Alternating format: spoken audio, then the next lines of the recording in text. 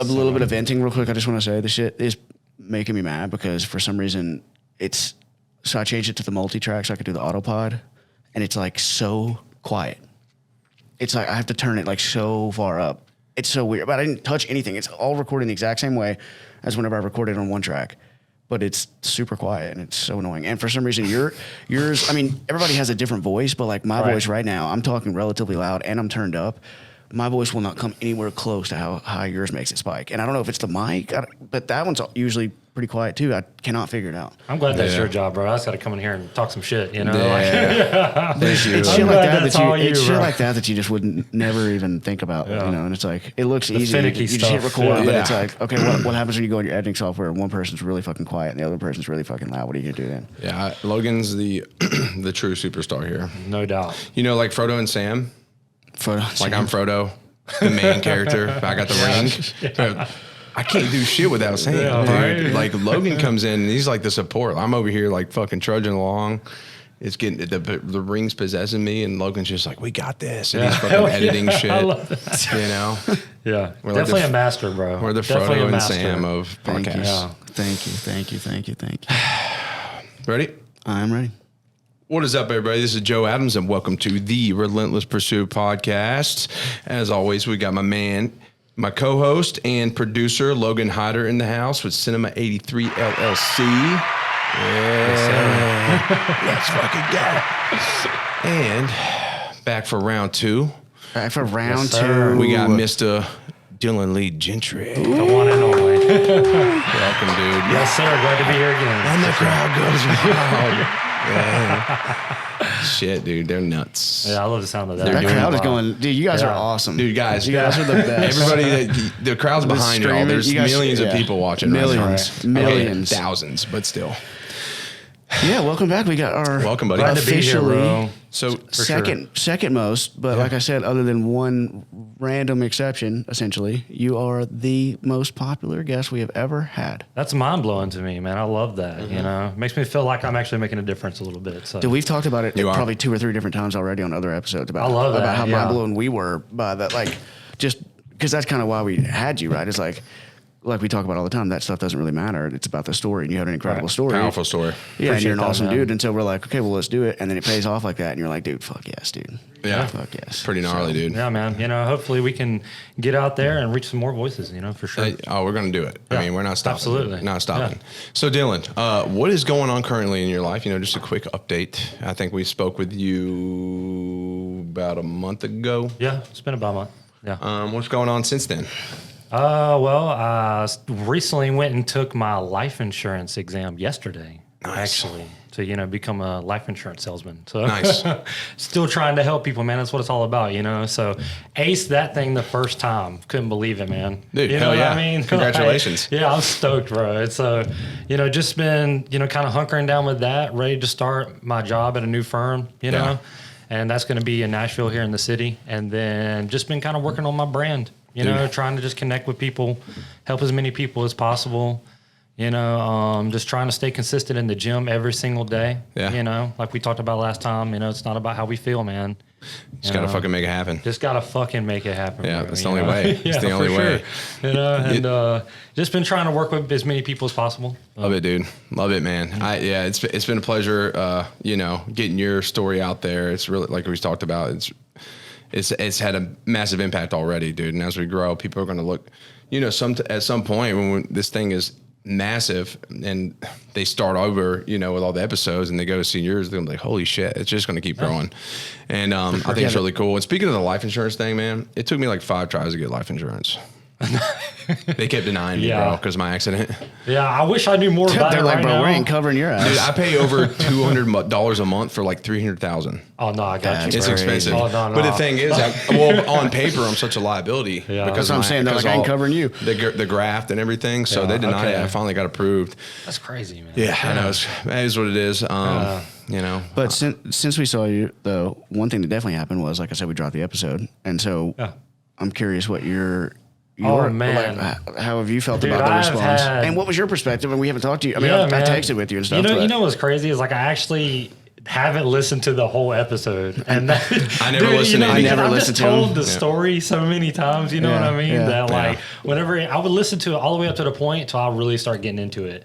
Yeah. And then, I'm just like kind of like, well, I already know basically already know what happens. You know what I mean? So, but like, dude, I've had an amazing response, man. Like that's cool. Really, really good response. I've had a lot of people DMing me and messaging me, and just like asking me questions.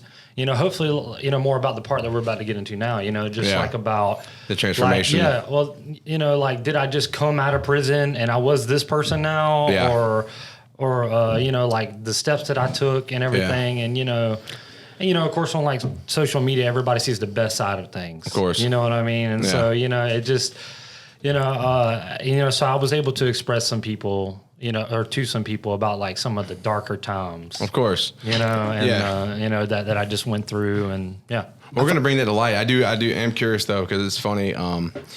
We had a lot of people, because unfortunately that's the dilemma with the shorts, the 1 minute clips, right? People are only getting a glimpse, and a lot of those people won't take the time to actually listen to the story. That's just how people are, and fuck it, right? Like we got so many people that gain value and they'll listen to the whole podcast, but you get a lot of people that all they want to see is clips, and they want all the information there. They want the juicy stuff. Yeah, and you put a juicy clip out in order to draw them to the podcast, and it works.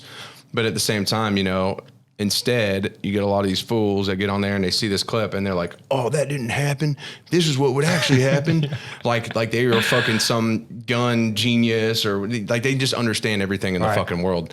And it's frustrating to me because I'm like, God, like, not to knock anybody, but yeah, some of y'all are fucking stupid. Like, not our listeners are the shit, but like some of these people are dumb as hell. Like, all you got to do is fucking click the link and you can get the story. You don't even got to watch the whole podcast. You can watch the segment of him telling that whole moment for like 10 minutes. But instead, you want all the answers. And I saw a comment. It was like, "Oh, they're just trying to bring us to YouTube. Not happening." And it's like, all right, fine, motherfucker. Like, somebody commented that on Instagram? Oh, no, TikTok. TikTok's the worst. Oh, yeah, TikTok can't be bad. I already know. Thank God I don't have that. Yeah. I don't have to listen to that. But duh, I'm trying to get you to YouTube, you fucking moron. What the hell? I just want to give you free clicks all the time. And anyways. It's that instant gratification, man. Everybody just scroll next thing onto the next thing. That's part of it, man. As you grow, people are always so easy to judge. I don't want to spend too much time on this part. But I got snappy with a couple of people on one of Mike's clips. I don't know if you saw that, but he talked about him, like about the math. You saw it? I saw that. I saw that. Yeah, because he said he's again, like to your point, he's going into this whole big deep thought about how his mother has passed down, hatred that she experienced onto him, and so he's just doing real quick math. Like I think she was pregnant when she was 15. Like he's just like. And so then he goes, well, whenever she turned 30, I was 17 or whatever it was, right? And so then people comment like, "Oh, that's some really great fucking math," or like great math, Einstein and shit like that. And I literally just commented back. You're missing the whole context of what this is about. I was like, wait, exactly. I said, super solid takeaway from this clip. Yeah, I really appreciate you correcting that. If you actually pay attention to the rest of the clip, he's just doing quick math to try to get through that part to explain what he's actually talking about, which is, the title of the clip isn't "My mom had me when she was 14." The title of the clip is "Generational Hatred." So it's like, that's not even the fucking point. And like, to your point, it's like, dude, either click the link and figure out the context, or just shut the fuck up. Yeah. Like, I know. I just want to I wish some of these people were speed bumps. And then I hate people that they're like, you shouldn't say anything back to them, or you should be nice or professional. It's like, dude, I'm nice and professional most of the time, but if you're going to, as they say, you're going to play stupid games, if you're going to comment some dumb shit, when super rises, bro. I'm gonna fucking You saw that dude had a crazy story, bro. Mike. That was an awesome. Dude, Mike's story's nuts, man, and he's such an exceptional guy. Yeah. I've known him since I moved up here, and we've been good friends for years now. And I don't even know the guy, but I felt like I got to know him through that podcast. Yeah, that was awesome. Pretty cool. We need to bring him back too. Yeah. And as a segue here too, but on your episode, speaking of what we're talking about, we got our famous "we talk too much" comment on yours, because Joe talked a little bit too much in the beginning about his child being born. Apparently. But most of the time I just sat here and let you talk. Here's the thing though, and this is like. There's like an hour-long segment where we talk once, and someone's going to bitch about this right now, right? But at the end of the day, like, this isn't a fucking interview; it's a conversation. It's the we're point learning of about you, but we're yeah. interacting. And if people don't like the fact that we like to interact and talk, guess what, man? We're fucking excited. We're excited about you telling a story. We want to know more. We're going to ask questions. Absolutely. We're going to try to Yeah. relate. Because like at the end of the day, it's relatable content. It's in some way to everybody, right? Somebody can relate in some fashion. And that's what we're here for, dude. I'm not here to just sit back and let you Long fucking form. talk forever. Well, and that would be long form conversation, then bro. that would be uncomfortable Well, if you what were like you- if I never responded or Yeah, like yeah. gave had any input. You know what I'm saying? For sure. Yeah. Well, Welcome. what were you talking yesterday about the organic, right? Yeah, it's Like all about being authentic, man. You know, he we're was not- saying, I think yeah. it's so crazy we never even met before we did the podcast. And I was like, That's well, right. it doesn't get more organic than that. Yeah, You know I what don't mean? even know if anybody really knows that, but the first time I ever met these guys was when I came in and did the podcast. Right. You know Yeah. what I mean? Like, So forgive I us for literally- taking a second to- I literally walked in and was like, "Hey, man, nice to meet y'all. Let's sit down and record." Yeah. Like that's like that in itself says a lot. I think. Yeah, and that's a rare move for me just because I can be I know that. skeptical of Yeah. random people.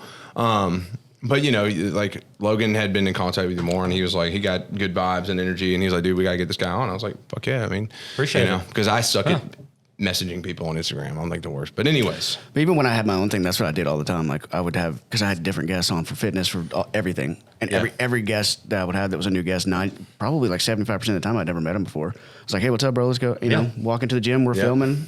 Sometimes I never saw him again after that. yep. Yeah. You know, right. but it makes it organic. Sometimes Yeah. it makes it awkward, but for the most part, it makes it organic. Damn right, bro. So now, moving forward, we've covered that our frustrations, but Housekeeping. We it did is our what it is. housekeeping real Yeah, quick. yeah. Brushed over that. That's what we should call it in the beginning. We always have our little 10 minutes of housekeeping. We just fast talk about forward random if you shit. don't like it. Yeah. So Fast forward to the 15-minute mark if Yeah. you want the story. So last we spoke, you told us about your story, and for those of you that haven't heard his story, definitely go back to like episode 41, Yep. I believe it is, and 41. check out his story that leads up to this because you're only getting half of it here. So go back. He talks about his younger years and having an altercation and shooting up a Yep. old friend, and getting tried as a adult and going to prison as a minor for several years and facing 60 years and that crazy journey and that experience in prison. Very in depth, a lot of wild information. For sure. And that is So- the title, just for the record. The title of the episode is Facing 60 Years in Prison, if you want to find it. Yeah. And I believe where we left off last time is you met Joe. The Vietnam veteran, and absolutely. The Yeah. Vietnam veteran Joe, and he basically choked you. And he was like, "Hey, motherfucker, what are you doing with your life? Yeah. You got a lot of life ahead of you." So I think that's kind of like the ending point. So take it from there. Definitely something about Joe, man, that I want to make extremely clear about him is like this is a man who had a lot of power in the prison system. Yeah. You know what I mean? And that's something a lot of people don't really talk about is how corrupt the prison system is, man. So it's like that movie Shot Caller. Yeah. You seen that? I've seen bits and pieces of it. Pretty cool movie. Yeah. I'm not gonna lie. And that guy basically works his way up to where he makes calls, man. Like if he's got to go talk Yeah. to somebody, they take him to talk to Well, somebody. you have two options in there. You're either going to be a person who is making calls, even if it's just with a couple of people, or you're going to be a person putting in work for the people who are making the calls. Yeah. And Unfortunately, and- there's no laying low. no, there is no laying low, man. Don't fuck with me. I mean, you might do that for a year or two, you know what I mean? But eventually, there's just so much, idle time in there that somebody's going to catch up with you with something. It's just, especially in a state prison, there's a bunch of different sects of prison. You got private prisons, state prisons, and then of course federal prison, Yeah. And so, state prison is kind of like where the worst of the worst are. You got your murderers, rapists, all of the above, Yeah. There's not really a lot of people in there for drug charges, and if they are, it's because they couldn't really act right in the county camps, Of course. or whatnot. But Joe had, and this is looking back on everything now, he really needed somebody to be his right hand man because he's getting old now. You know what I mean? Yeah. And this is 2010, 2011, right whenever cell phones really started becoming a big thing in prison. Drugs were always huge. You know what I mean? Still are, I'm sure, yeah. Oh God, No, of course. I've seen more drugs in prison than I have in regular life. Yeah, man. That's wild. Can you do like a 30-second, like not obviously the whole story, but like where are you when you meet Joe? Just what's going on at that moment? Yeah, for sure. I was kind of had given into the angry side of myself where I was fighting people for a pack of ramen noodles or fighting people for, and not winning a lot of them either, but like, fighting them all for a pack of ramen noodles or a honey bun, just over stupid stuff, you know? And I think what he saw in me was an opportunity to build somebody into, actually maybe, making some real money in there. Yeah. You know what I mean? And like I said, he probably was looking for somebody. I don't know for sure, but I'm assuming that he had me moved into his cell because him and I had conversated a little bit, and this was not a man who spoke really. Yeah. Very stoic kind of man. You know what I mean? And just, but he kind of, just really planted the seeds, putting things into perspective to build the person that I am now. Yeah. You know what I mean? It wasn't like I started becoming a positive individual then. At the time that I met him, I was extremely self-destructive. I was like selling meth in prison at the time, and I would never tell anybody. I would never tell anybody that I would do it. I was always like, no, I don't do it. You know what I mean? But in the shadows, I would go and do some. You know Hustling what I mean? that methamphetamine. Yeah. Not proud of it, but hey, man, it's what happened. Part of it. Yeah, it's what happened. And so it's just he kind of planted those seeds for, chasing something greater. For growth, yeah. Yeah. And, whenever he really, got to me that day and really kind of like put some fear in my heart, really, I wasn't thinking about death. I wasn't thinking about getting out and being, like a productive member of society. Like those were not thoughts on my brain at all. And I think he saw that. You're like, I'm going to be the next president. The big dreams. Who knows? First felon president right here. Who knows? Is that even possible? I doubt it. Anything's possible Pretty nowadays. sure. Pretty sure you're not allowed to. I'm a felon transgender. I don't know. Fuck. I don't know. No, keep going. I'm here for it, though. I was gonna give a huge description. Yeah, go right ahead. Do your thing. No, but yeah. So, anyways, he was planting those seeds. Yeah, you. And then like I said, at this time, cell phones were becoming a big thing, and of course, Joe being the man that he was, he saw that as an opportunity. And over time, whenever him and I, started becoming this relationship of he would be pushing me in workouts and stuff like that, and he would eventually have me like basically putting in work for him, and he was kind of like his own little pod boss. You know what I mean? Yeah. Like there was, a lot of times you would have, like a meeting between the Bloods, the GDs, the Crips, and then there would be Joe and Dylan right there. Nice. Kind of like along with the meeting and stuff like that. So that kind of like forged my presence in there into somebody who was like an up and coming. Yeah. Which of course brought a lot of challenges. Of course. Yeah, I can imagine. Yeah. A lot of people wanting to challenge that, I got busted with a lock in the back of my head one time. Nice. And Jesus, like a metal, like a padlock. a basic padlock. Yeah. Oh my or God. like in a net in bag. a sock? In a net bag. Fucking hell. I bet that felt good. Yeah. And then, so I was, at the time, I was like making shanks is something I used to do. I'm really good at making knives out of not shit. And nice. We'll have to get you on here and make a shank for us. Damn right, bro. That would be hilarious. Yeah. I mean, I'll keep it. The Relentless Pursuit shank for sale dude, now. You come in here. Yeah, get your exclusive Relentless Pursuit shank. You don't like our podcast? All right, anyways. But yeah, no, so that eventually, I learned a lesson about that was really good for me. Is I was making shanks and selling them. Yeah. Well, one day I got stabbed by my own fucking shank that I made. Damn. Tony Stark. Tony Stark got blown up by his own bomb, man. Yeah. I love that. Yeah, billionaire in the making for sure. But so that was something that Joe him and I sat down one day, and this is after he had kind of got through to me, and I was, instead of trying to fight about everything, I kind of tried to be more businessy about things. Yeah. But we're in fucking prison, man. You know what I mean? Yeah. Like you can't really be too businessy, And so, but about this time is whenever cell phones started getting big, and so after I got stabbed with my own shank and everything, I basically made a decision to try to start bringing in cell phones, getting in cell phones, and everything. There was a certain officer. I'm not going to say her name, obviously, but.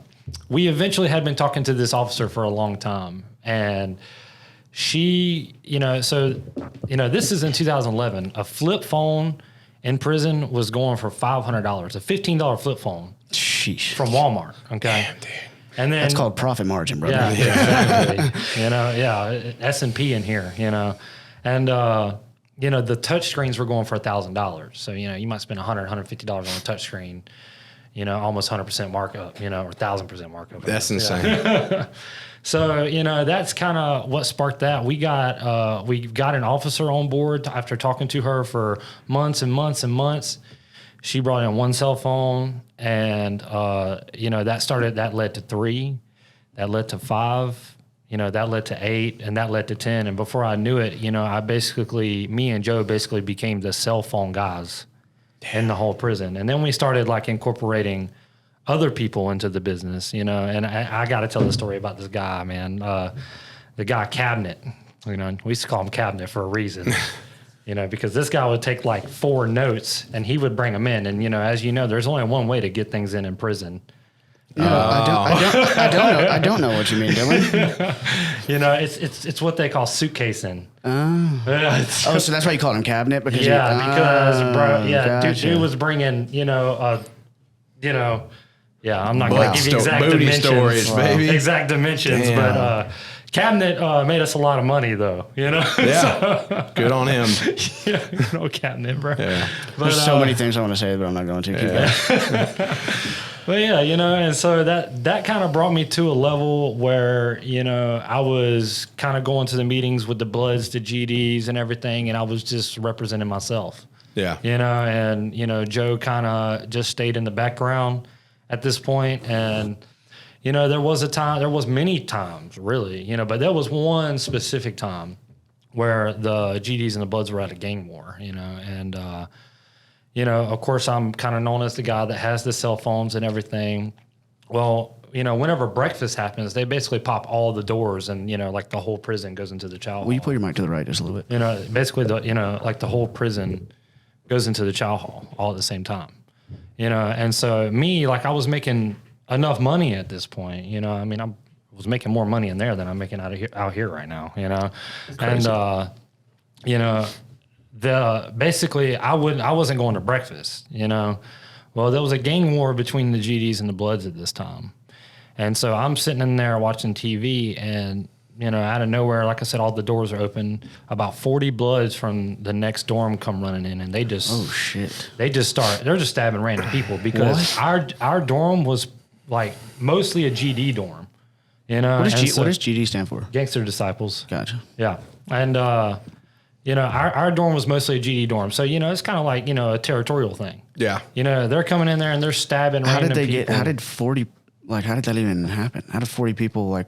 Well, whenever they pop the doors for breakfast, the whole entire camp goes to breakfast at the same time, and that seems stupid. Yeah, definitely, especially but it's prison. So they were just ready as soon as the doors opened. They were just all together and they were just ready to go. Everybody had gone to breakfast. There was only kind of the people who like were well off enough in there that hung back, and that was like a lot of like the pod bosses and stuff like that who had power, had been making money, and so they were going after like basically the hierarchy. I was about to say hierarchy. Yeah, gotcha. And me being the cell phone guy, I felt targeted, of course, even though I'm not affiliated, it's a GD dorm. Yeah. Well, you also said they're just stabbing random people. You're like, well, fuck. Yeah. Well, they come in and they start, some older guys, they like wouldn't go to breakfast because it's a long walk and stuff. And plus on the walk in prison is like the most dangerous place to be because it's just an encased cage, chain link cage with razor wire all around it. And, this is every morning where you're stepping over bloody bodies and stuff. This is where people, like a lot of the exchanging of items, exchanging of things happens. Or if you, didn't pay a debt, this is where it happens because, there's 3,700 people on this walk right now. It's hard for the guards to see, who's getting stabbed up or whatever. So it's a normal occurrence to be stepping over people in blood or whatever, or, to see, 5 or 6 people beating one person, and so, to have somebody come into a dorm during breakfast is not really out of character because, we would do trades and stuff like that.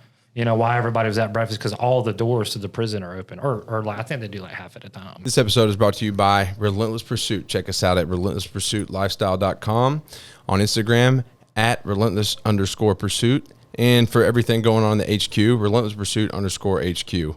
Also, check out the Patreon. You can check that out through YouTube. I think Logan has more details. I don't know what the link is for it, but I'll mention that next time. But check out our Patreon. So it's a subscription-based thing. It's linked to the YouTube. You subscribe, you get the silver or gold package. We have exclusive episodes, so we'll keep putting episodes out on a weekly basis like we do on all the platforms. But through this, you get an extra episode every month, and it's a tighter community, so people can do Q&A and stuff like that. For the gold package, I think it's a couple extra episodes per month. Plus, we'll be doing long distance calls, so Zoom podcasts with guests that are maybe can't get here. Maybe they're cross country or they're international even. And we're going to be offering, one thing I'm working towards is doing like a one-of-a-kind shirt. So every couple months, I want to be able to like do an exclusive Relentless Pursuit shirt. And so if you're subscribed to the gold package, you'll get one of those shirts every couple months. You'll be the only people that can get your hands on that shirt. So I want to keep it exclusive to those guys. And another thing I'm excited about is I go get donuts every Saturday. So I'm going to come in and record and answer questions and eat a donut from Project Donuts. The best donuts, dude. And so, yeah, definitely check that out. We're excited about getting that going. We're going to just, that's what we got going now. But as we go along, we're going to be offering more content and just cooler shit as we grow. So, and also, yeah, that's it. That's it. Yeah, if you guys just give me a follow on Instagram, man, at Dylan Lee Gentry. Just trying to help as many people in this world as I can, man. Easy. Perfect. All right, Dylan, you were talking about them coming into the breakfast hall? Yeah, for sure. So, 40, roughly 30, 40 people come around. I just see an influx of people coming in. You know what I mean? I'm sitting around at the TV, and, my cellmate, who's a new kid, is standing there with me. And he... they just start kind of stabbing all kinds of people, stabbing the older people, which is kind of like, not something you're supposed to do. Even against prison code. Yeah. And so, it was obvious an attack on our dorm, And so my cellmate is just completely frozen, and of course I grab him and I'm running to our cell because, you can pull your cell door shut and lock it. And I'm running to our cell. Well, they see me running to our cell and everything. And they make a beeline towards us. And, we get in there and everything. And this was one of those moments for me personally where I was like, oh, man, this is it. You're scared as fuck. Yeah, bro. This is it. Like, you can't fight 20, 30 people. And, I'm sure they know by now that I'm the guy who's getting 15, 20 cell phones a month. You know what I mean? Like, even out here, somebody will kill you over 10 grand. You know what I mean? Yeah. So, it wasn't far-fetched at all. But we get to the door, we get it shut and everything, and these are, electronically locked doors. You have to press a button to unlock them. Well, about 10 guys get in there and they're pulling on the bottom of the door. And this is a thick door. You know what I mean? They're, I'm trying to get into your cell. Trying to get into my cell. You know what I mean? So where are the guards? Like, oh, bro, probably watching it happen from the booth, God damn. Probably. They're just fuck, we'll just get in there whenever we can. You think about it, I really feel for COs, man, because, they go to prison for 12 hours a day with us also. I was about to say, I feel like that's a very underrated It is, dude. position. It's one of the most difficult jobs. You know what I mean? You think about it, like I told you, we had an officer bringing in cell phones for us. She was jeopardizing her whole life. Just to make, she was making good money doing it. You know what I mean? But that's a dangerous thing. If somebody finds out who the person is that I'm having bringing in, then they can, try to get them themselves or put a hit out on her or, it's a very finicky thing for sure. So guards are no help is the point, I think. Yeah, but whenever it comes to that, and I also understand that, there's only one prison guard. They got a family to go home to as well. Exactly. So I get that, but these guys are pulling on the door. One's trying to crawl under and everything, and my cellmate, he's kind of new to the whole game, and You know, like what they say about white noise, like you don't realize how loud it is till it's gone. I didn't even realize it, but just when you turned it off, I was like, oh my God. The fan was on. Yeah, I didn't even realize that either. I hear it now that you say that. Yeah. Sorry about that, everybody. Excuse me. But so anyways, they're pulling on the door and everything. There's a guy like trying to get under the door. And, you know, of course I had my machete, you know, like at this point, you know. Like legit, you had a machete? I mean, basically, you know, like I never carried a small shank or anything. You know, I was always like, you're making them big ones. Yeah, flashy. You know, Nice. with the rope on around your wrist so they can't take it from you. Damn. You know, Nice. so yeah, you know, I was ready for war, bro. You know what I mean? And at this point, I'd been training with Joe, you know, 5 times a week, you know, push-ups, all that, you know, shadow boxing. You know, I felt like I'm good. You know what I mean? But you can't really fight 10 people. Yeah. You know? Can't really fight 2 people. Yeah, and you know, but they came in. You know, the whole idea is you send 40 people in. Like, who are they going to convict if they kill somebody? Yeah. You know what I mean? So, I mean, it's not far fetched. You know, in a level 5 state prison, you know, there's probably people getting murdered once a week. You know, maybe on a good week or on a good month, maybe 2 or 3 times a month. You know what I mean? Whether it be child molesters or whatever. You know, and you know, just in fights. Good riddance. I don't want to go on. I don't want to go on a tangent about that. But when we were talking about like the code, like that is a thing. Oh, like bro. you find out that somebody has done that, and it's Some over. of the most money I made was tying up child molesters, and you know, this is fucked up. Taking pictures of them and sending it to their mom and saying, "If you don't send me $500, I'm gonna chop his fucking head off." Nice. God, So damn. you know, and still might take a pinky or something. I'll do that you shit know? for free, bro. Keep in mind too, like this, like all the stories that you're describing, and then I want to jump back into the stories, but I just can't help but say, and you said you wanted to talk about this a little bit too this time, but like I can't help but think like this man.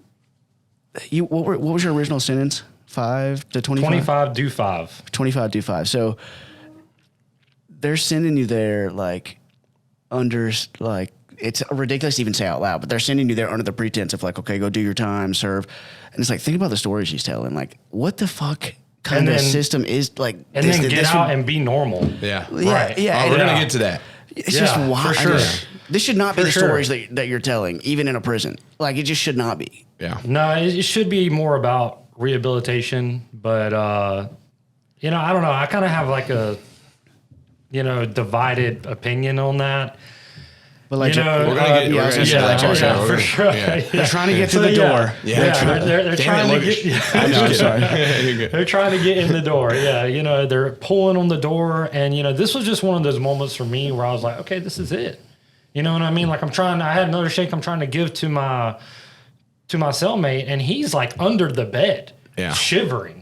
You know what I mean? I mean, it was terrifying. There's no doubt. And also, I'm like, motherfucker, like, get up. You know what I mean? Like, this is not the time for this. And Buddy he just wasn't built like that. You know what I mean? He was froze, yeah. Yeah, and you know, so I'm just standing there with, you know, my shank in my hand, and I'm thinking like, okay, they're gonna get this door down because it's not far fetched to think that they're gonna pull the door open, and you know, I'm gonna do what I can. Like, this is my final stand. You know what I mean? This is what I'm thinking, and you know, luckily, I'm not sure what distracted them, but you know, they decided to move on. You know, I don't know if it's me standing in there going, come on, motherfucker, I'm ready. You know what I mean? Yeah. But that was the energy that I had. You know what I mean? And, you know, I'm not sure what made them move on, but that for me has always been a huge defining moment of like, you know what? This shit ain't for me. Yeah. Like, this shit ain't for me no Like more. like that life in general.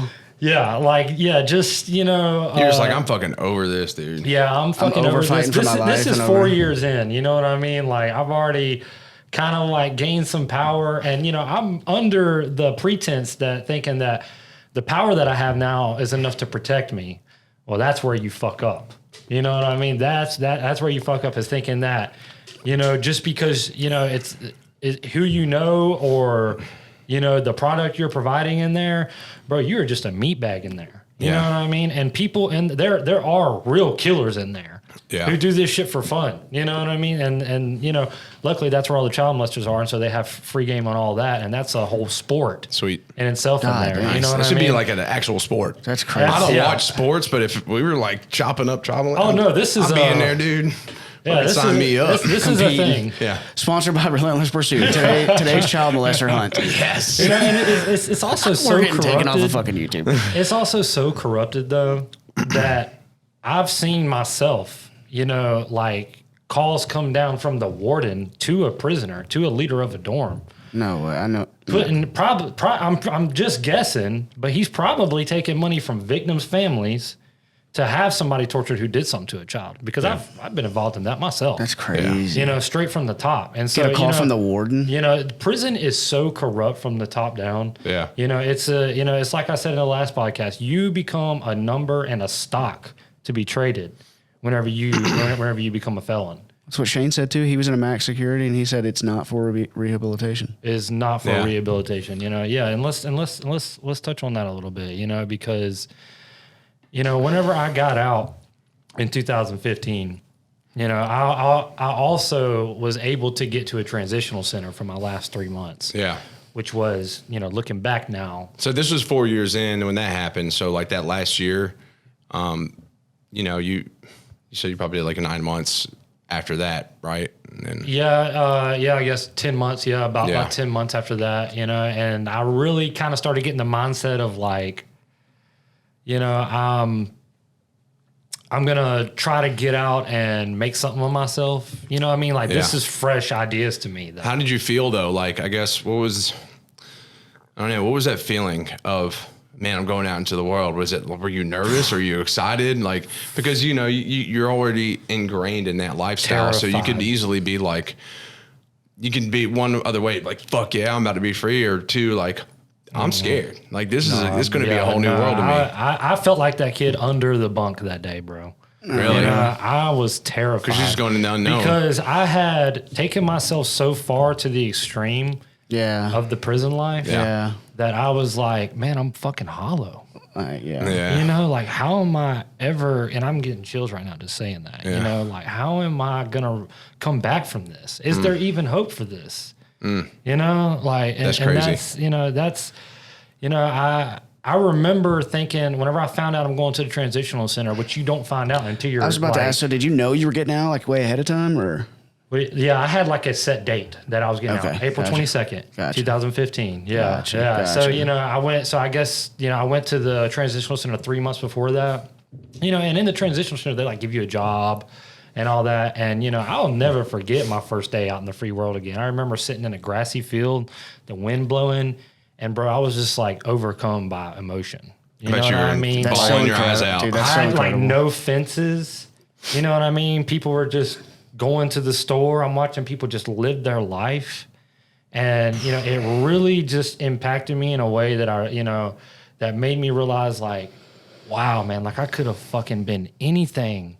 You know what I mean? And I chose this life. Like it really is all on me, man. Like I can't point a finger at anybody. And now I have to dig myself out of this place. And you know, it really lit a new fire in me. Mm-hmm. You know, and it really made me like all those times when Joe would tell me, you know, like you have an opportunity in this fucking world, man. You're gonna throw it away. You know, if you're not careful. He knew I only had 5 years. Yeah. This man's never going home. It really started to resonate me what exactly he was saying to me. You know?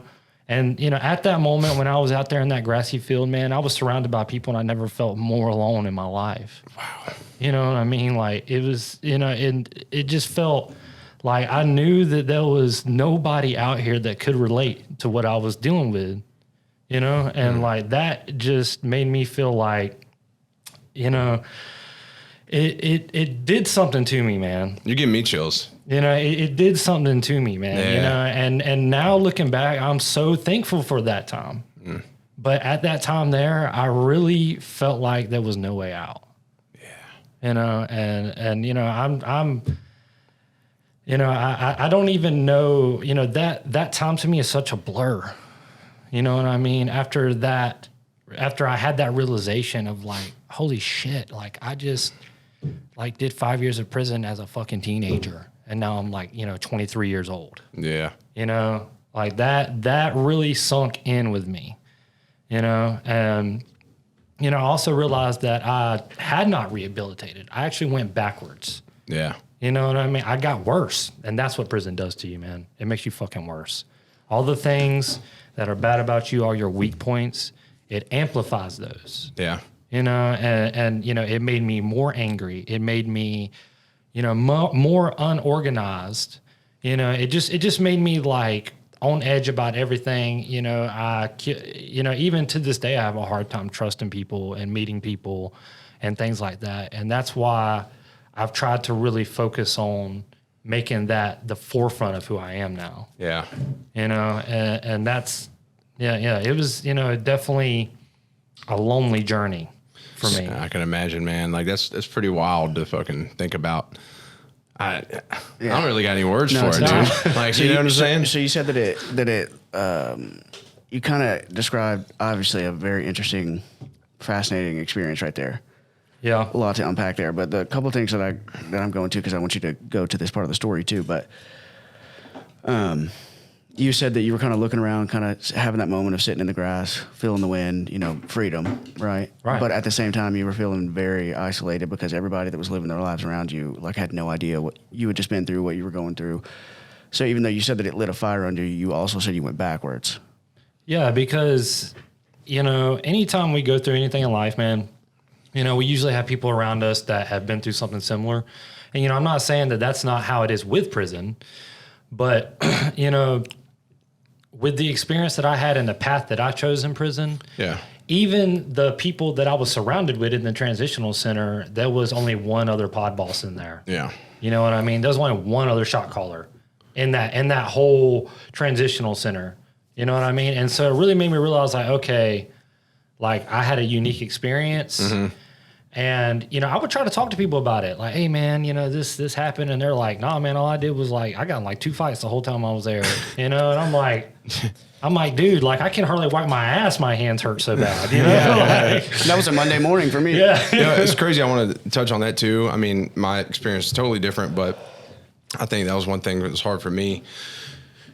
You know, like, you have your experience and you realize, like, not a lot of people really had share that experience with you. And, you know, there's not, like, I mean, there's a lot of people out there, right, but not close by.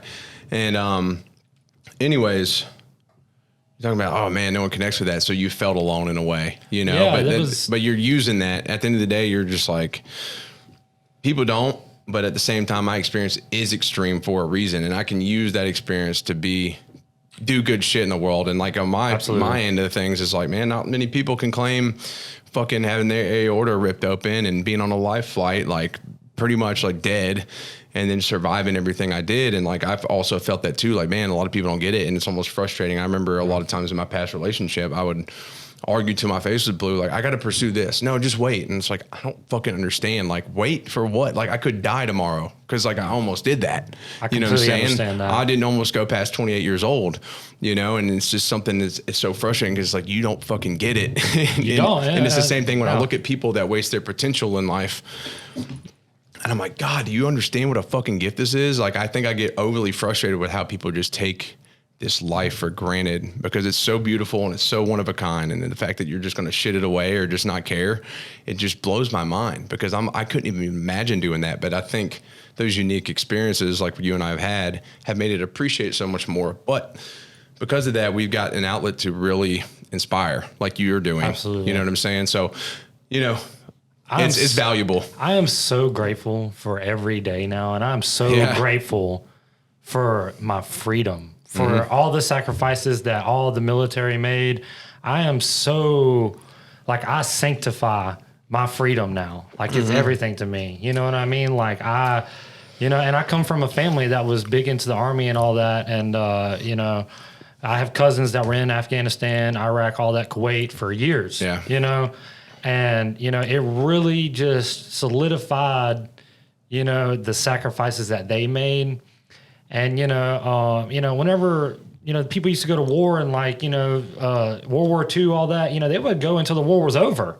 You know what I mean? And, like, you know, and I guess for me, I felt I connected better with people who had been through trauma at that point, who had been through those things.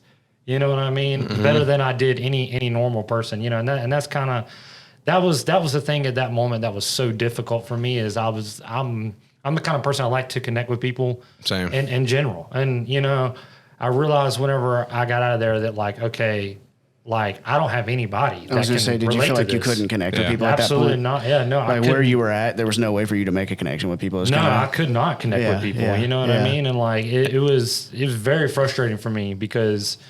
And it's not like, well, sorry to interrupt, but it's not like these people, and it's not like the people you knew were just waiting on you. Like, hey, like they've moved on with their what lives. was that? What was that like coming back to? Well, you know, I had like my cousins are, you know, my cousin really, he's like a brother to me, man. You know, I was out for 2 weeks, and you know, he drove an hour to come take me to get a steak one day. You know what I mean? Yeah. And like that was. You know, but also like I'm sitting in front of the steak with him, and like I'm trying not to get emotional because I'm like, dude, I wanted to ask you about your first meal. I can't sit amongst these people. You know what I mean? Like, you know, and you know, it's, you know, when it comes to like talking about PTSD, you know, it's definitely a form of PTSD.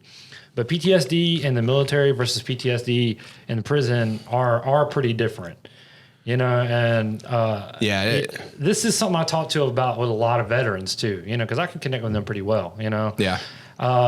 You know, whenever you go, or this is just my opinion on it also, you know, whenever you go into the military, there's like honor in that. Mm-hmm. You know what I mean? There is no honor in what I did. Yeah. You know what I mean? Like and you have all the trauma, but none of the no praise. Yeah. No, you know, no praise. And you know, no one's like, hell yeah, you're a hero. like, Thank you, bro. Yeah, exactly. That's a really good point. That's a really good point. And that's something for me personally, the type of person I am who tries to live by honor and things like that, is something that really affected me. Like, okay, you know, this was a selfish thing I did. Mm. You know what I mean? And I don't deserve any praise, you know, and that's, you know, that's kind of what it's all about now. That's why it's more about helping people. Yeah.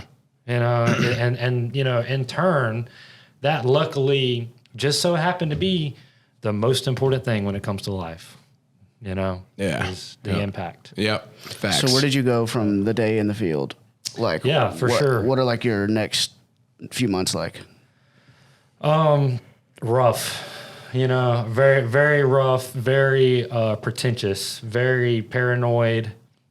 You know, after I got out, I got a job working at a plastic factory making plastic bags and stuff, you know, and, you know, I had a job like a week out, you know, because I did have an opportunity to kind of realign myself with like the things that Joe had, you know, instilled in me that, you know, you have an opportunity, you know, and, you know, to get out and to at least try. Yeah. You know what I mean? And, you know, that's just kind of where it started. It started with a tiny grain of salt of hope. You know what I mean? That's what it started with, a tiny grain of salt. And somehow I've built that into a molehill, you know? And like you know, started with just a tiny job, you know, in Valdosta, Georgia, you know, and then I would get in there, and of course, dealing with managers and things like that became a problem. A problem. I can imagine. I definitely had a problem with authority. You know, I've always had. Yeah, I do too. I got And you know, but through that, you know, one thing that I still practice to this day that I did there, I just kept showing up. Yep. I just kept showing up, man. You know what I mean? And you know, my hat's off to the people of that place because, you know, there was fights, there was arguments, and they never fired me. You know, I mean, of course they knew my background. You know what I mean? So they gave you a shot. They gave me a shot. You know, that's cool. And that of course led to an even better job. You know, but you know, there was times when I would when I went to job interviews, you know, like a year or two afterwards, and they would see like, you know, and this would be like at like Chili's or something. You know what I mean? Yeah. And they would see like my past and everything. They're like, dude, you just got out of prison. They would like laugh in my face.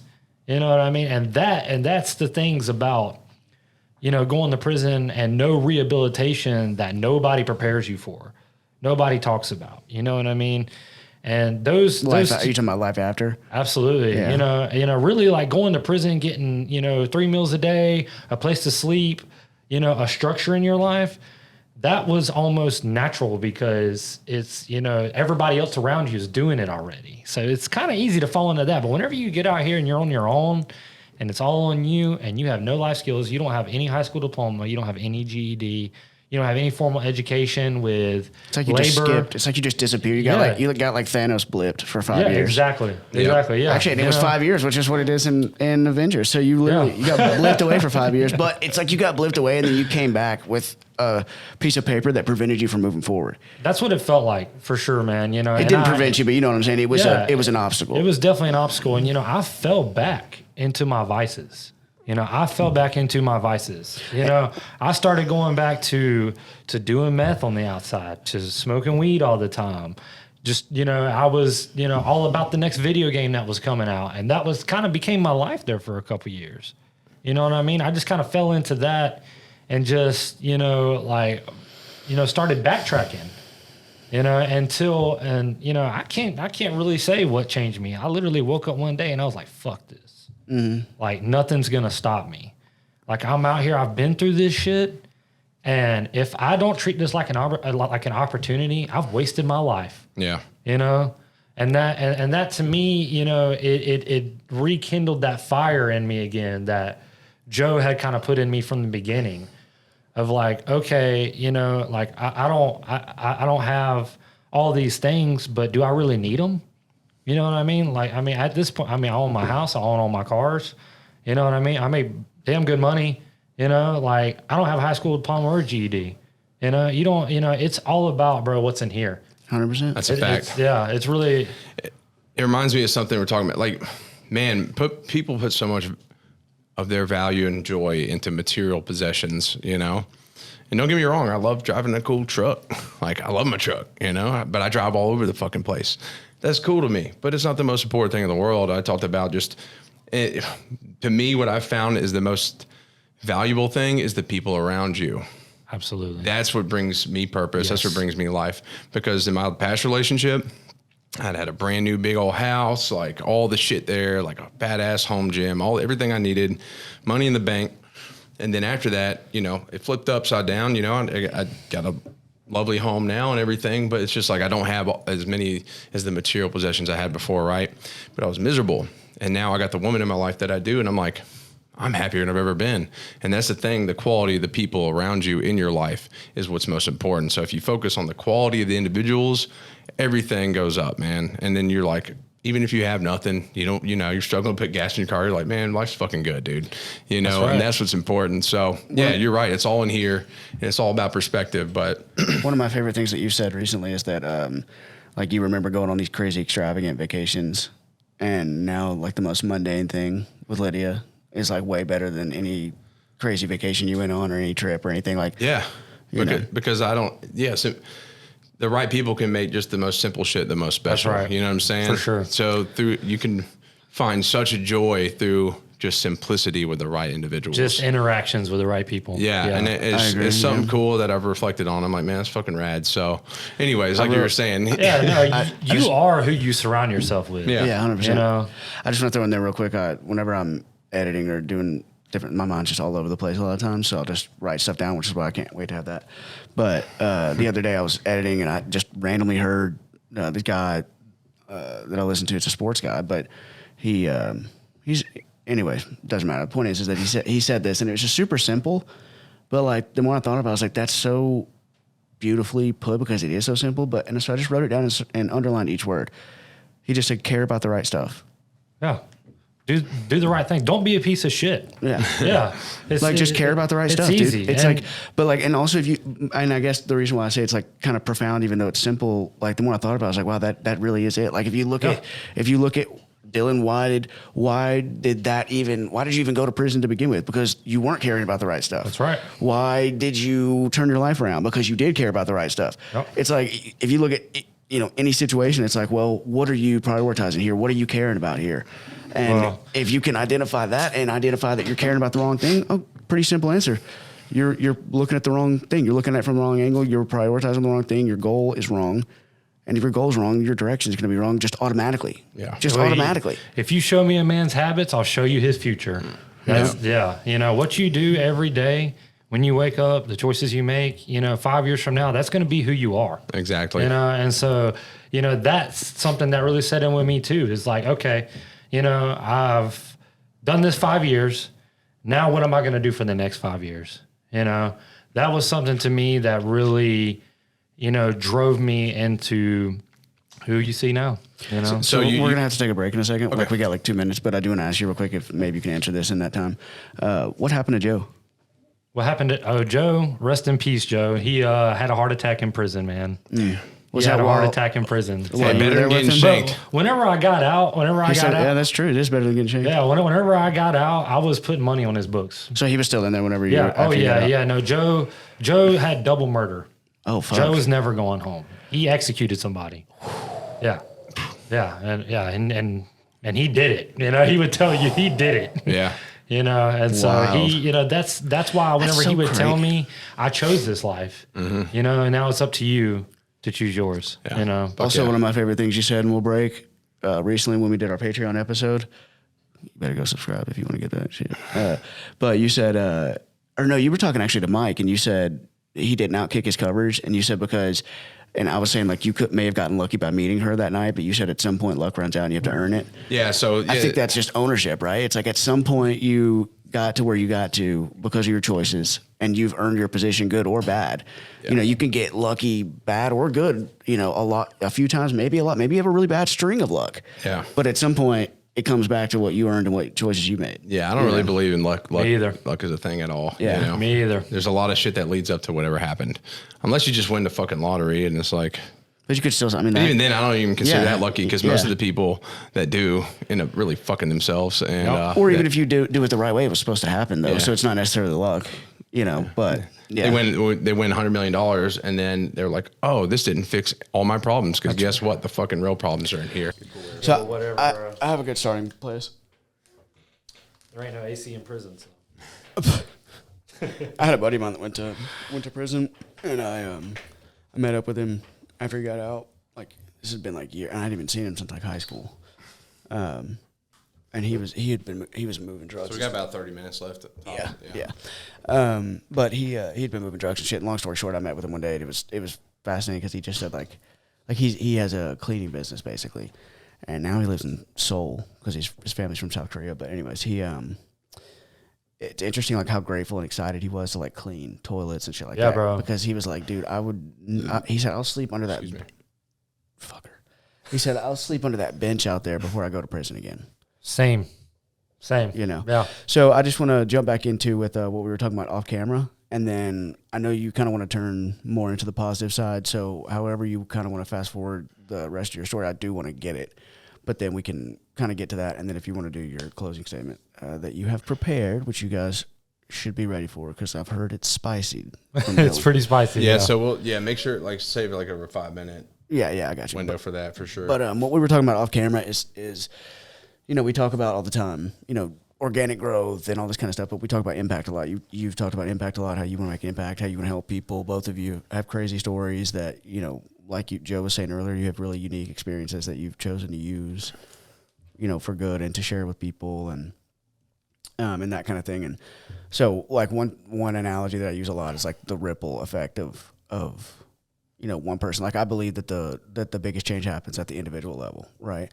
And if you really, really, really impact individuals in your very close circle, that's gonna change their lives, which Absolutely. means that they're gonna impact people, and that's kind of where it starts. Yeah. And I think a lot of people make the mistake, practically speaking, when they start brands and stuff, but also just in the principle and philosophy that they live by that goes back of that, by not prioritizing that and thinking they go for the big group, right out of the gate. It's like I'm gonna have 1 million people and I'm gonna do, and it's great to have goals, but the ripple effect that I was just gonna mention was, Joe. We ended the last segment. Oh my gosh, dude! It's this one. Yeah. God, this is fucking bullshit. I'm gonna unplug this for a second. Okay. I'm just gonna mute your mic.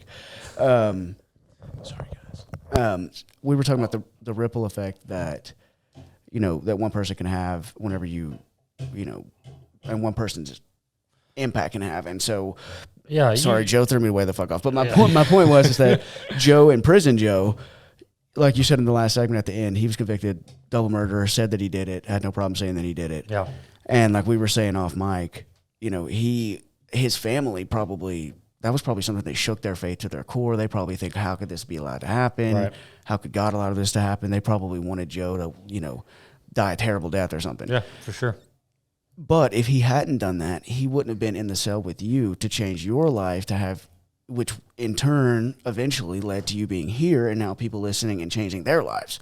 Yeah. Right. So it's like to think again, that, like I said too, that family probably doesn't care about that. If he, I'm back. there we go. That family probably doesn't care about that given what he did. But just as a point of observation to see just right there, just a couple degrees of ripple and how that could, you know, whatever you go on to do, right? Let's say you seriously impact, you know, even a few hundred, a few thousand One person, people. bro. Yeah, One right. person. Right, Yeah. and that's the correct attitude. Yeah. But let's say you do that. So in some weird fucking way, Joe fucking murdering these two people led to the change, whatever change you're going to bring about. And it's just an insane ripple to think about. Everything you do has a purpose, man. Everything you do has a purpose, and you don't never know who's watching. You don't, especially in the day that we live in, where everything's under surveillance and everything. You know, you don't never know who's watching, and you don't never know who might hear one sentence. You know, we all have different walks in life. You know, and that's the whole point. You know, is so maybe something you say might affect somebody in a different way that you even hear it. You know, and so, you know, I think it's important to always carry ourselves with respect, with honor, things like that, you know, discipline. Of course. Because there are people watching, especially if you have kids, things like that, you know. Oh, yeah. Your sons become you, you know. Yeah. For sure. Whether Or they daughters. Want, whether Yeah, they or want to daughters. not, Well, I don't is want what her to I've heard. become me because she's a male. But you know what I'm saying. But yeah, the other reason why I point out the ripples too is because those are just the ones that you can see. Right. You know, there's so many that you can't see because it's impossible to track. You know Yeah. what I mean? It's And deep, so yeah. like there's all kind of things that you can point out. It's like whenever you point out victories to inspire people, right? It's like when you think about the ripples, it's like I point them out just to say like, think about how wild that is. And that's, again, just what's plain to the eye. Another just random side note, yesterday we were watching The Ultimate Fighter on Conor McGregor's season just started. And this man, they mentioned on there that he was named the 33rd highest paid athlete ever. And less than a decade ago, this dude was grinning ear to ear about $60,000. Yeah, seriously. I I saw mean, that. bro, and like I told Margaret last night we were watching, I was like, like what I just said is true. Like this dude was super hype about $60,000 because he was on welfare 10 years ago. And he is the number 33rd highest paid athlete ever today. If there's one thing that prison taught me, you can change your whole life in a year. Yeah. It's, Yeah. You can change. You can turn everything around in a year if you just have the right mindset. Yeah. You know. And what were we talking about on the Patreon too? I was saying that there's examples of it everywhere. We were talking about Andy Frisella, right? Like, I don't understand why people don't believe in it because it's every fucking winter. Nobody just woke up and was fucking Amazon. Nobody just woke up and they were first for him. Conor didn't just go from welfare to fucking fighting Floyd for $100 million like that. It's in the quiet work. And you know what is something, I was talking about with my client Chad this morning. He'll be on next week. And I'm going to fuck it up. I'll try to remember to have him bring it up. But there's some Chinese tree that it takes a long time to water, right? Like you got to water it for a long The time. bamboo, yeah. Bamboo. Yeah. Okay, maybe it's bamboo. Well, he explained it, but once It takes like 6 months to break through the ground, and once it breaks through, it grows to 6 feet in like a week. No, so yeah, he was saying like it was something like it that. was much 5 taller than years. that. There's another tree. It's a bamboo tree, whatever. But he said like fucking 60, 80 foot. Yeah, it gets to, but it does it quick. Yeah. He said, but the people, same thing with business or whatever you're trying to do in life, right? Yeah. People keep watering it and then they don't see anything and they're like, fuck. And then they don't get to the point to where it breaks through the ground. That's right. And takes off. And that's the thing, dude. That's when people quit.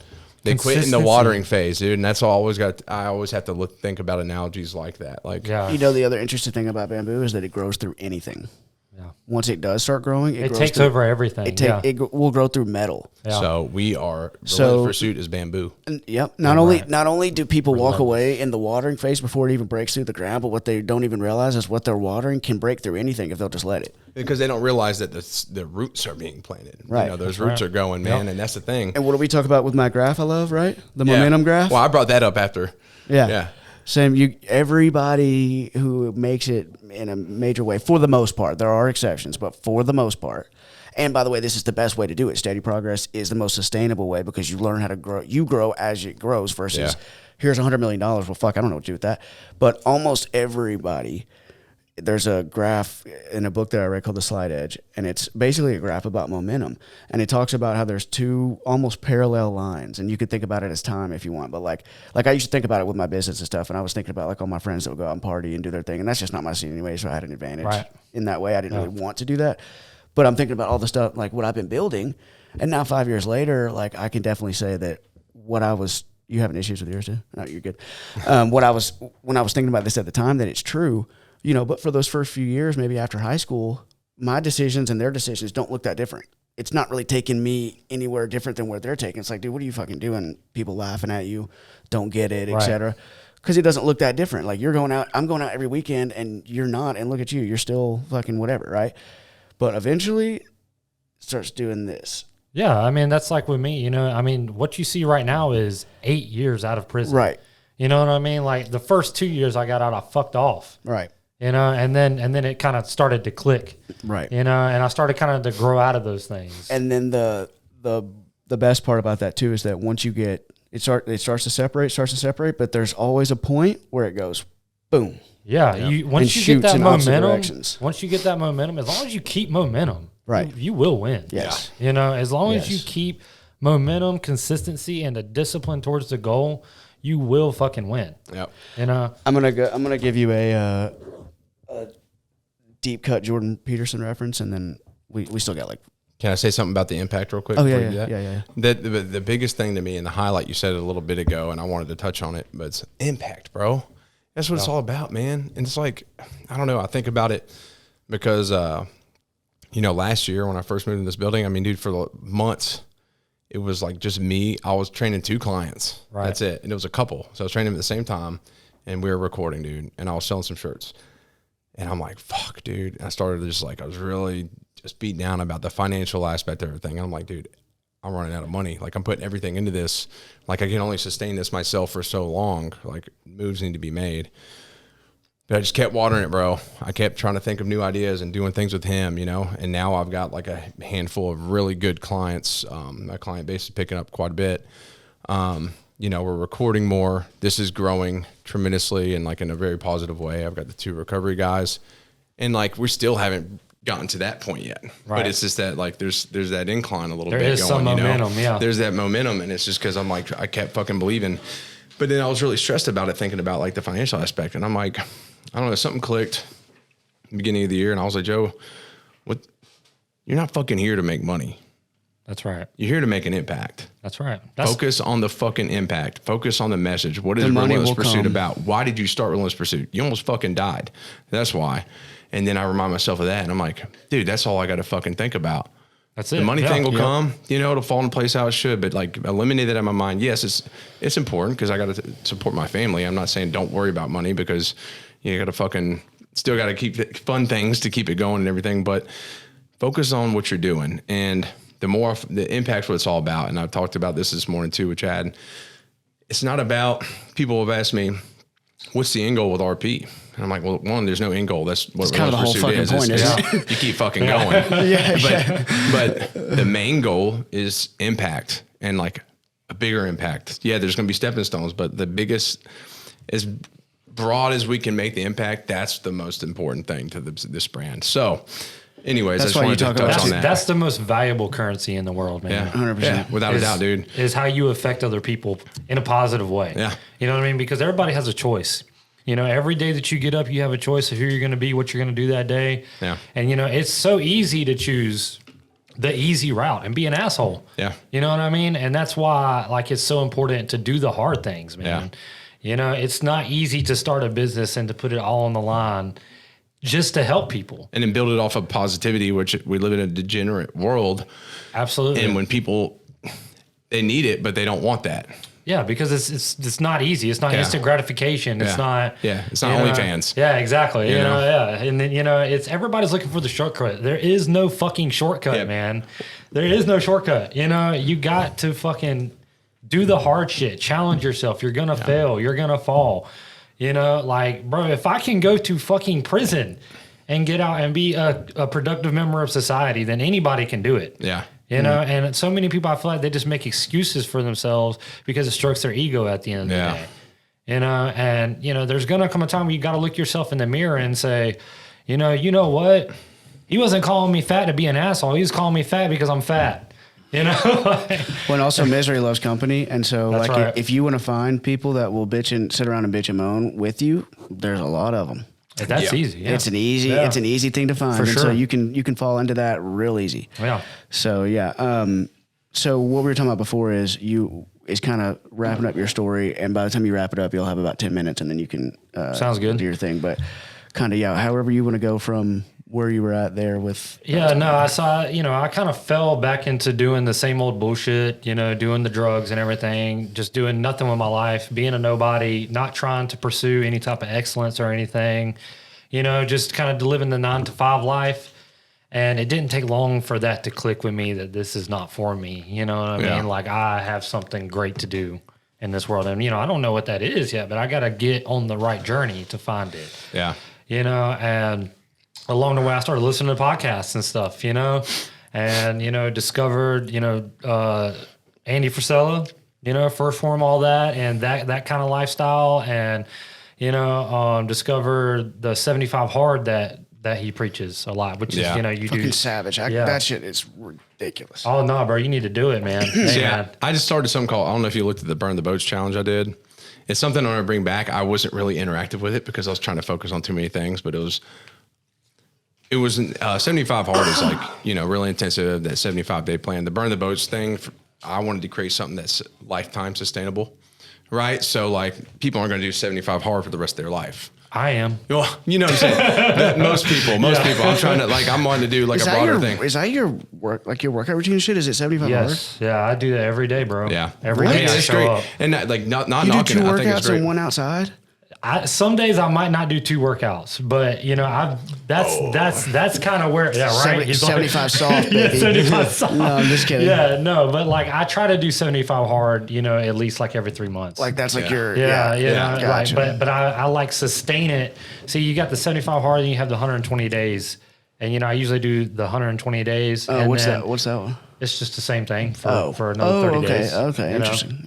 And so I just kind of got into a mode where I did the 75 hard. Didn't mean to cut you off, Joe. Sorry.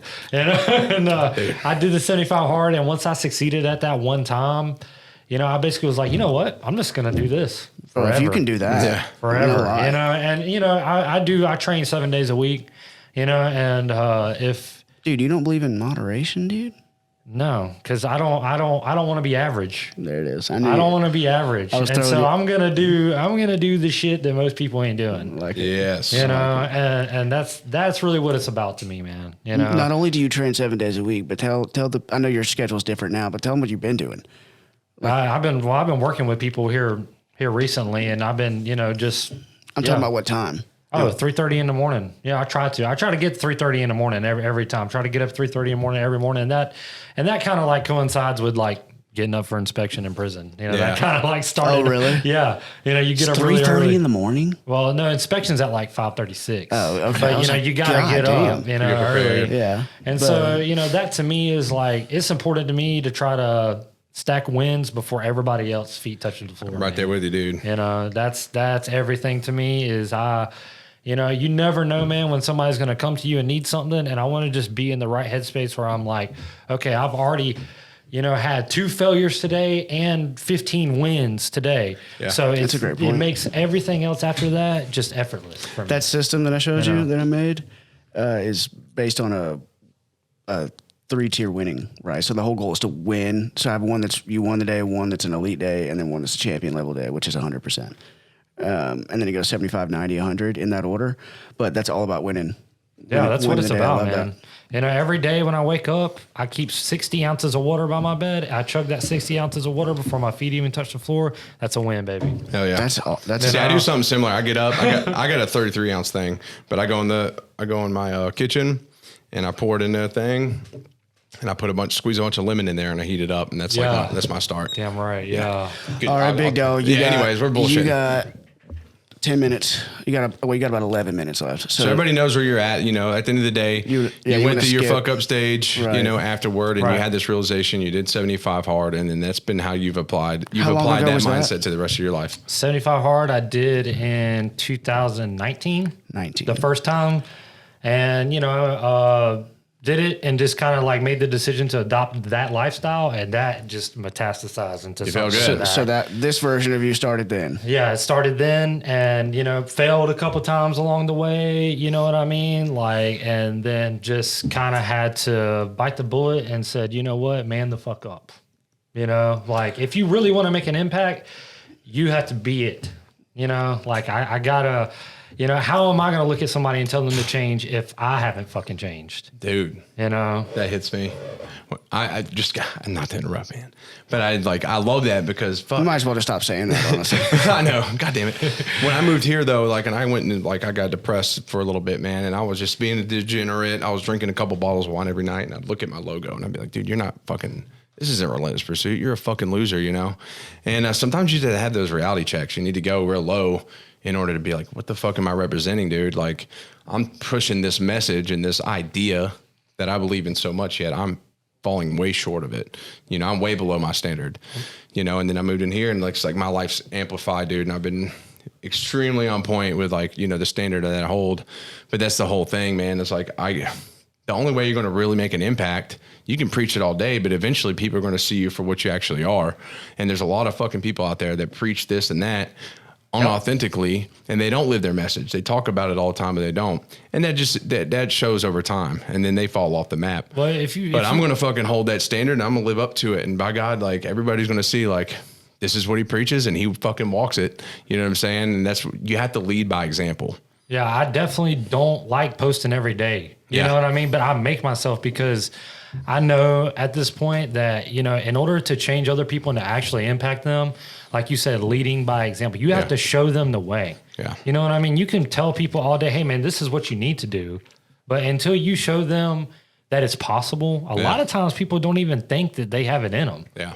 You know what I mean? You really got to show people that it's possible.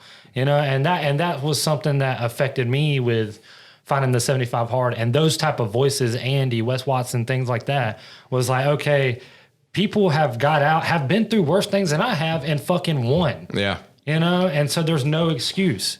We connected through this podcast. Yeah, exactly. Isn't that crazy? Yeah. Like how we know each other now and how you've been on here twice. And we started through the podcast. Yeah, for sure. Amen. Came in and never even knew y'all and did a podcast. Hit us with it. Okay. So what we're doing now is having him, he wants to address the country. Yeah. Mostly the world. The men. Will you give a little context about what you're about to do? I think the women can, I don't know what it says yet, but I think women can take something from this too. Definitely. So. The women of the world, definitely, because, it's so important for women to let us know that you don't find a weak and fallible man attractive. That's what the women can do. It's not, being passive is not noble. There are so many men in this world now, and they live a life of passiveness and, endorsing things that really aren't for greatness. A lot of you guys are the type of men who hear a noise in your house at night and you send your fucking wife to check it out.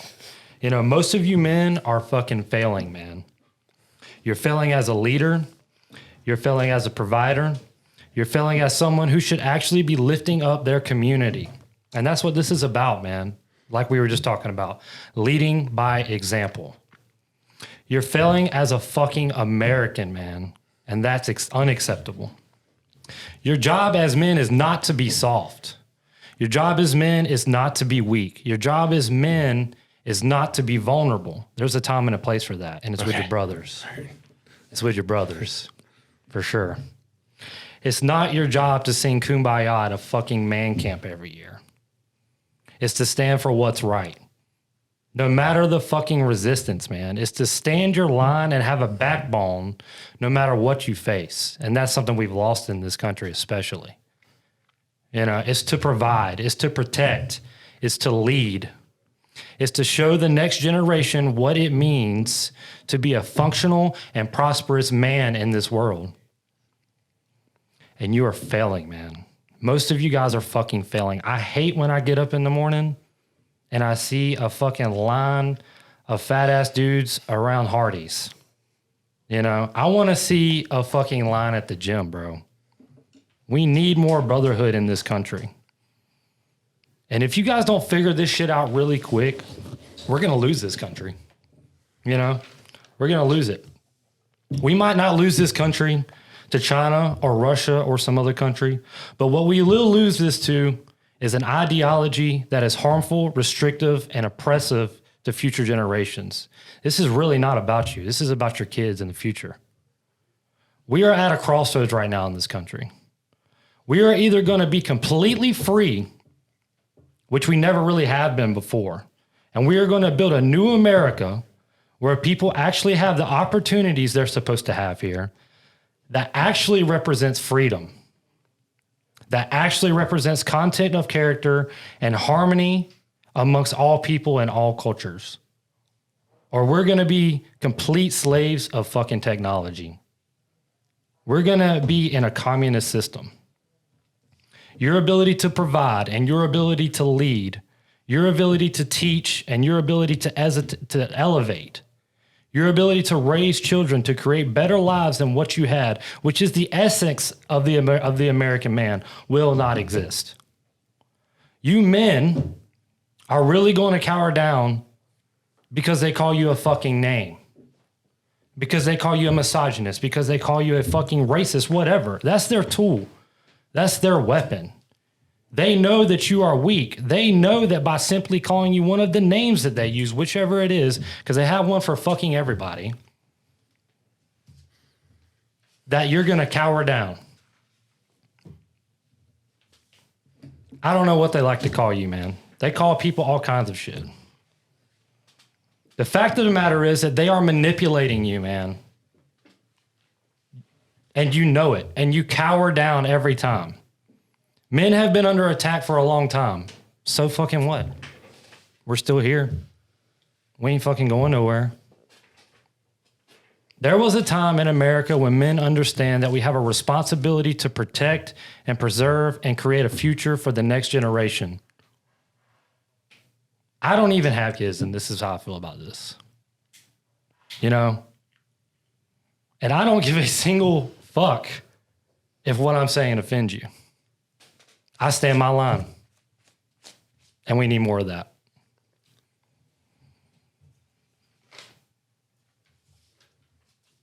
We have the greatest opportunity in this country and mankind right in front of us right now. We need to start looking at it like that. The greatest opportunity in mankind. We have a world organization that is attempting to install a world government and impose tyranny and oppression via technology for the next 1,000 fucking years. And we are the people that were born at this time who can actually fucking stop it. You guys watch all these movies with these people who did great things in their lives, and we had the chance to do that right the fuck now, and you're pussing out. We are either going to be completely fucking free or we're going to be complete fucking slaves. It's your choice. I'm sick of the weakness in the country. I'm sick of men being passive. Being passive is not noble. A man stands his ground no matter the resistance that he fucking faces.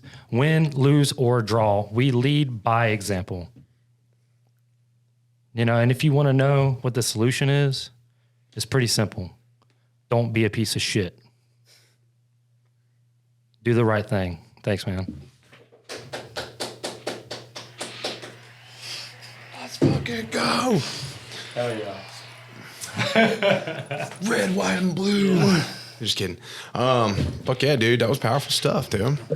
Do we have literally 1 minute, so that was perfect timing. Like break people down. I love it. We have literally Break 1 them minute. down, dude, to build them up. We have literally 1 minute left, so that's perfect timing. Hey, good shit, man. I think that's the finisher. Can't close a little bit, better than that. So Yeah. Thanks for doing that, bro. Yeah, thank you. Subscribe guys, to the bro. Patreon, Much love. Glad please. you can put your message out. Yeah, man. That's what it's all about. Hell Lead yeah, by bro. example. Hell yeah, stud. I love it. Definitely check Dylan out. Logan, thank you for being here. Logan, I'll see you Friday. And everybody else. I'll see you in 2 seconds after I keep turn the on cameras off. watching. I'll see you Friday, right? As soon as the cameras turn off, we disappear. We disappear. That's right. Yeah. All right. All right, brother. Hey, thanks for coming, buddy. Yeah. Anything else? Thank you Anybody guys, got? bro. Good? Yeah. No good? Much love.